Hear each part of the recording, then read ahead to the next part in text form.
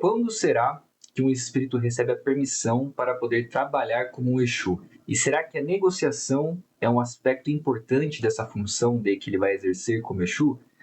Espero que vocês estejam todos bem. Hoje eu vou trazer mais um trecho de um romance mediúnico, de um livro umbandista, para a gente poder entender um pouquinho essas questões que são bem interessantes e muito importantes em relação ao mistério que traz os Exus, que são os guias ali que incorporam nas giras de esquerda e que trabalham nos terreiros. Vai ser bem interessante porque a gente acaba não percebendo como a negociação é importante nesse mistério e a gente vai ter uma visão um pouco melhor. O trecho que eu trago é desse livro aqui, ó. De Exu a Preto Velho, Corsário da Lei. O autor é o Daniel Lucone, foi inspirado pelo pai Benedito e a editora é a Madras. Esse livro é super interessante mesmo, fortemente indico ele para quem tem interesse em conhecer um pouquinho mais sobre o mistério da esquerda, sobre como a negociação é importante para os Exus que vão trabalhar, nas falanges da esquerda. Isso é muito importante mesmo. A gente vai ver hoje um trechinho de como isso é interessante e na semana que vem eu vou trazer mais um desse livro aqui para a gente poder concluir essa parte da negociação, porque realmente é curioso, né? As pessoas às vezes acham que Exu é porrada, atitude impensada, muita emoção, e esquece que eles são extremos conhecedores da lei, dos mistérios divinos e que eles são ótimos negociadores. Então a gente vai trazer e conversar um pouquinho sobre isso. Esse livro também super indico para você poder entender como que o Exu trabalha, né? Como que ele o que acontece desde o momento que ele desencarna e como que ele vai crescendo nas falanges lá do umbral, né? Lá das trevas até se tornar um Exu de lei. É muito interessante essa passagem.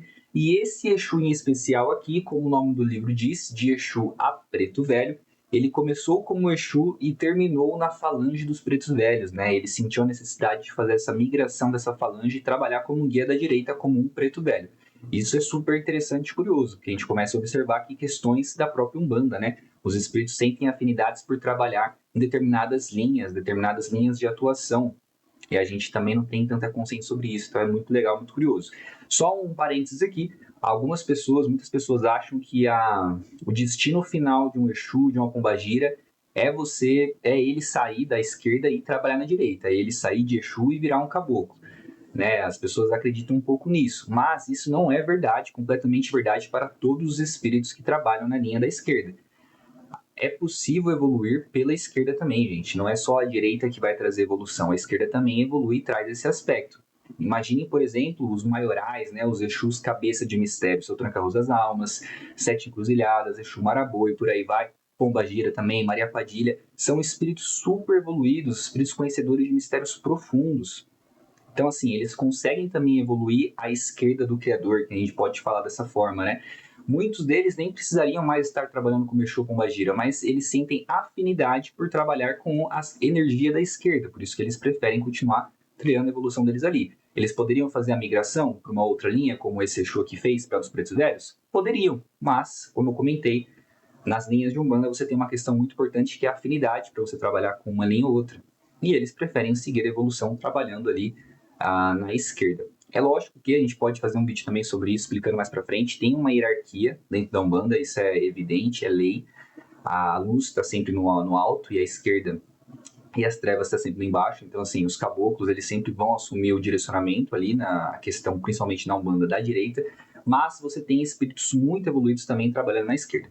Bom, vamos lá então, vamos para o trecho para a gente poder entender um pouquinho sobre como que como que um espírito recebe a permissão para poder trabalhar como um Exu e por que que a negociação ela pode ser importante para esses trabalhadores. Vamos lá. Abre aspas. Aqui, só para ter um contexto melhor, a gente vai ver a conversa de um espírito conversando com um guardião de um reino que, enfim, ele desencarnou e foi encaminhado para uma esfera negativa e lá tinha um guardião da lei que cuidava ali dos espíritos que ali chegavam. Então ele está tentando ainda caminhar, aprender, ele ainda não é um Exu, ele é só um espírito, ele era um Egum, não sabia nem que tinha sido desencarnado ali, e aí ele começou a recuperar a consciência e agora esse guardião aqui da lei está dando tarefas para ele poder ir aprendendo, né? E aqui a gente vai ver uma conversa entre esse espírito, então, que é o protagonista desse livro aqui, e o guardião dele. Abre aspas. Eu escutava as palavras de meu mestre com muita admiração e emoção. Realmente era como se tudo aquilo fizesse parte de mim, mas eu nunca havia percebido. Mestre, agradeço-lhe por tudo e por me mostrar meu caminho, respondi-lhe. Teu caminho ainda é muito longo. Terás de resgatar e reparar teus erros. Terás muitas pedras pelo caminho e também muitas surpresas. Sim, mestre, entendo. Tu serás um mensageiro da lei. Levarás teu conhecimento e alertarás sobre as consequências daqueles que a infringirem. Serás um negociador da lei. Então aqui a gente já tem um aspecto bem interessante, que é essa questão de negociador. Eu, quando encarnado, era um bom negociador, mestre. Sei disso, e juntando duas qualidades que são o poder do conhecimento e a força da negociação, serás um grande Exu. Poderás evitar muitas batalhas com isso, agora tu és um Exu que serve a lei. Veja que interessante aqui, esse espírito aqui em questão, ele, quando ele estava encarnado, ele era um grande comerciante, um grande negociador, e veja como essas habilidades vão ser importantes para o pós-vida dele. Então aqui o mestre dele fala, quando ele se tornar um Exu, essa habilidade de negociar vai ser extremamente importante porque ele vai poder evitar muitas batalhas. A esquerda trabalha muito com negociação, gente. Não é só guerra, não é só disputa, não é só briga. Às vezes, a verdadeira batalha é vencida ali na negociação. Se você não precisa entrar em guerra com o outro espírito de uma outra falange, um outro guardião de algum outro reino, eles fazem muita negociação, troca de favores, troca de mistérios, troca de espíritos. Eles trabalham muito com isso, evitando essa parte da guerra, do conflito, que às vezes não é desejado, não é interessante, não é tão importante. Ninguém quer entrar em conflito, não é verdade? Semana que vem eu vou trazer um trecho melhor sobre isso para a gente ver um pouco da prática. Continuando aqui. Nesse momento, levantou-se de seu trono, pegou uma capa com o símbolo de seu reino, aproximou-se de mim e tirou a capa que eu trajava, vestindo-me com a capa nova de sua ordem. Então, esse espírito aqui, ele estava com uma capa que ele tinha ganhado, mas uma capa toda surrada, não tinha nenhum símbolo, não portava nenhum mistério, era só uma capa assim para cobrir o corpo dele. E agora ele recebe uma capa das mãos do guardião daquele reino, do mestre dele, com mistérios específicos daquele guardião regidos pela lei. Então aqui você tem como uma espécie de consagração assim a esse Exu. Ou seja, ele recebe a permissão agora para poder trabalhar em nome daquele guardião. Ele é um Exu, porque ele porta mistérios divinos, porta mistérios da lei. Ele foi reconhecido como um espírito que acumulou conhecimento, que fez por merecer para poder receber a permissão de portar o nome Exu. Vejam como é algo grandioso, Exu, né? Muita gente acha que é demônio, é isso, aquilo, que é o espírito que rasteja no chão, que não sabe de nada e que é briga. Mas vejam como é difícil conseguir isso, gente. Não é fácil, não. Eu ajeitei a capa, me ajoelhei e disse: Muito agradecido, senhor. Saiba que aqui terá um fiel servidor sempre perante a lei maior. Vejam como eles são devotos ali à lei maior. Eles trabalham ali para poder evoluir. Eles respeitam e bate cabeça para algum. Não tenho dúvidas, Exu. Faz o teu trabalho. Busca o conhecimento das causas para uma boa ação. O conhecimento é a base da consciência. Tendo essa base, terás aquilo que desejas. Veja aqui como é importante para um Exu ele estudar, buscar o conhecimento de causa e efeito. É uma linha que é muito ativa com karma, com resolução de demanda, com proteção, com enfim. Se o Exu não souber de conhecimentos básicos da lei, cara, a atuação dele vai ser muito limitada, a chance dele fazer alguma besteira e agir pelo emocional e passar por cima da lei é muito alta e ele vai ser punido por isso. Tanto é que semana que vem, no próximo trecho, eu vou trazer um exemplo prático dessa negociação, como ela é importante, e ele, para negociar, ele vai usar os conhecimentos da lei. Ele vai partir só disso. Desculpe, senhor, não desejo nada, respondi ele em tom de lamentação. Aqui ele ainda era um espírito não tão consciente, né? Ele estava começando a aprender, a estudar, enfim, perceber a vida de uma outra forma. Ainda, Exu, ainda. Em breve desejarás e buscarás para evoluir. A evolução é o caminho. Não é porque estamos aqui que não evoluímos. Então, ele fazendo uma referência às trevas, né, ou à esquerda, né, porque eles estão lá que eles não estão evoluindo. Na verdade, eles estão sim, como esse livro mostra pra gente, que ele vai evoluindo assim de uma forma belíssima, muito interessante.